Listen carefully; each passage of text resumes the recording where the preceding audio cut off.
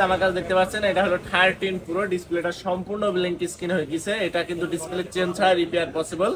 তো এই 13 প্রোটা আজকে আপনাদেরকে আমি ফ্ল্যাক্স রিবন্ডিং করে রিপেয়ার করব, দেখাবো কিভাবে করি আসলে। এটা সম্ভবত অ্যাড্রেস দিয়ে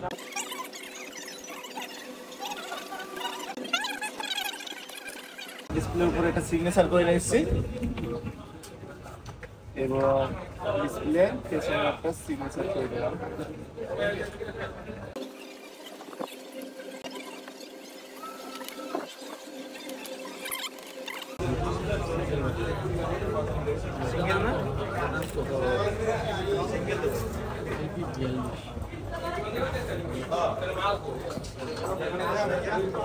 বসতে পারেন ভাই, সমস্যা নাই।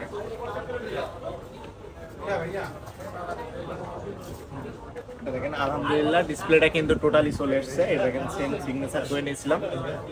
তো আপনারা দেখলেন এই যে 13 প্রো ম্যাক্স মানে 13 প্রো যেটা আপনাদের সামনে ব্লিঙ্ক স্ক্রিন ছিল সেটা কিন্তু আমরা ওকে করে ফেলেছি। আপনাদের যাদের 13 প্রো, 13 প্রো ম্যাক্স, 13 প্রো যে কোনো হাইট স্ক্রিন, গ্রিন স্ক্রিন বা ব্লিঙ্ক স্ক্রিনের প্রবলেম আছে আমাদের শপে আসতে পারেন।